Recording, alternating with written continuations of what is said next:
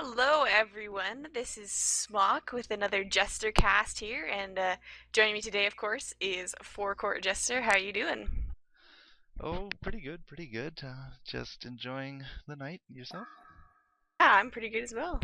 About to watch some Han, so fun. This is a semifinals match from the Neva 5 Han tournament, which happened last Saturday on the 15th, and this is between TLR, the Last Resort, and Team BRAH.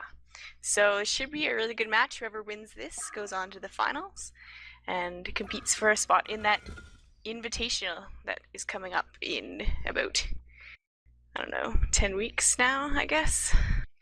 Well, it's a stagger one weekend affair kind of deal, right? Yeah, there's 16 invitational tournaments, and then uh, to see who qualifies for the final tournament, and then all those 16 teams that to compete for a large prize. I don't know the number offhand, but it's in the thousands, so it's a very, very good pickings for these competitive gamers. Well, if you can win. If you can win, of course. I mean, if you As we don't see the win. bands come out here, we have Engineer, Chipper, Vindicator, Fade, Soul Stealer, and Defiler. What do you think of that? Well, Fade has proven himself to be a very deadly character, or I guess herself to be a very deadly character. That easy ganking and Chipper with them rockets. I mean, he can pump out a lot of damage with a well-placed tower and ultimate, so I'm not really that surprised. For sure, yeah. We've seen both of those heroes take over games when played correctly. So that Vindicator pick is, and the Soul Stealer one, I find, they're on and off band heroes, but a lot of good heroes still left on the board here as we see Slither being picked up. A great and annoying Slither with his wards can easily push. So we'll see if they go for that push strategy. Slither as support definitely has a lot of different options. Like you can set up your wards to push the towers. You can put out a slow to get a kill. You can put out that ultimate into team fights. Overall, he's just a really top-notch hero. Yeah, I completely agree, and that's why we see a lot of these lineups, and we see Hellbringer again, one top-notch hero with that ultimate Malphus coming out, and we're seeing a second pick here eventually. But I'm a little confused as to Fluff and Stuff banned Defiler, and other than just really the silence being also, well, the silencer, sorry, Vindicator there also being banned, Defiler also being banned. That's two of the bigger silence heroes in the game. It's true. We'll have to see if they pick one of the big combo heroes like Magmus or Tempest, and see if they pick those up and take advantage of the fact that there's not as many silence heroes as we do see Plague Rider picked up, which is always a top-notch pick, especially with that Hellbringer Life Void, which takes away magic armor. It works really, really well with Plague Rider's ult, so it's a good pick up there.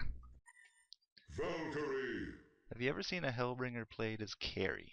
Because I don't think I We ever got some have. Valkyrie for the Hellborn team, which again is pretty good, is really good with the gank, so we might be going for a gank lineup. We never know.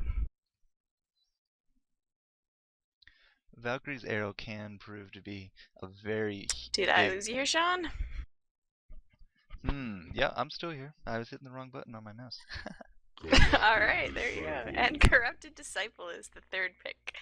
So we've got two semi carries, or debatably a full carry and Corrupted Disciple there. So they might be going for some support, and Swiftblade and Behemoth are picked up. So I imagine we're going to be seeing that devastating Plague Rider Swiftblade lane, which is so annoying to play against. Anything that slows down anyone to get in range of Swiftblade is annoying to play against. It's very true, and I imagine that Swiftblade is going to be nerfed in your future, which makes me sad, but it's gonna happen. His spin ability is just extremely strong early game, so. Right, early game, but it kind of falls short a little in the late. Well, he's definitely one of the high carries, and I'm happy to see him in competitive play because he's a little imbalanced in my opinion. But as we see, Kronos and Tempest picked up for the Hellborn team. So they are going for that Tempest anti-silence strategy that you were talking about. An interesting Chronos pickup again with another late game carry. So they have a lot of carry on this team. We'll have to see if that works out for them, whether they can survive through the mid and early game. Well, you got the Valkyrie arrow stun and the Slither slow to help kind of babysit and farm these kills, especially with Corrupted Disciple. I mean, those rings have some pretty devastating range early on. Wretched Hag. It's true, it's true. And Wretched Hag is the final pick for the Legion team. Again, synergizing excellently with that Hellbringer Life Void, and so there's a lot of magic damage on this Legion team, and you gotta think the Hellborn are gonna have to rush those headdresses and barrier idol. Well, you can't go wrong with the Shrunken Head either, but yeah, the barrier idol, especially with the team benefit you can get from that in all those big team fights. Yeah, for sure. And we'll have to see whether they can survive. The Tempest is a great turtling hero, though. So once he gets that portal key, it's gonna be an interesting game. I imagine it's gonna be a battle, as often, between initiation between that Behemoth and the Tempest to see which can initiate these team battles first. That will probably decide most of how things are gonna turn out. Now, just before the game starts, what time do you have on your replay? I'm at 6:33 for. Yep. Okay. Well, no, it doesn't seem to have any of that other effect we were experiencing earlier. Alright, well, we'll have to keep an eye on it. But hopefully it'll work. Let's get it on. And So what do you think? Sorry, what do you think the lane combos will be? Obviously, there's going to be 2 solos for this Hellborn team with the Tempest jungling. Tempest is a very strong jungler. I can't really see anyone on the Legion actually having that farm solo jungle, but we only have the one melee. We got Chronos on the Hellborn, so he's going to be babysat by someone, and that will leave with 2 solo range lanes. That's my prediction. Yeah, I would imagine that Slither is going to take care of that Chronos. Yep, and it looks like they are heading top, so that's a good call.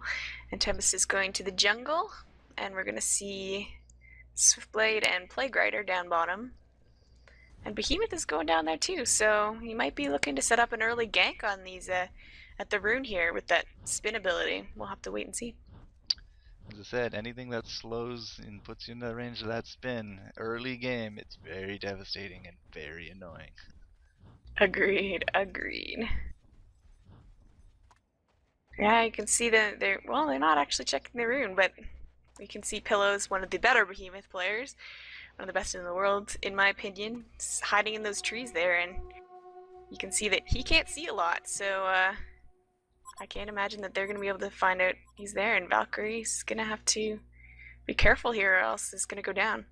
You can see that she got her Javelin first, so she won't even have that leap to get away from that Behemoth stun. Well, maybe she's just confident it won't land.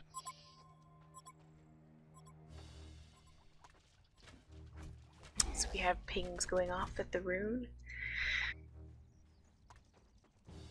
It was a double ping. Let's see. Yeah. Let's see what happens here. Oh, Swiftblade is coming in now. Oh, the Fisher just barely gets Valkyrie on the edge. There comes the slow and the spin, and that's all she wrote. Valkyrie, the bloodlust kill. 42 seconds into the game. Some great Behemoth play right there. Almost a new record.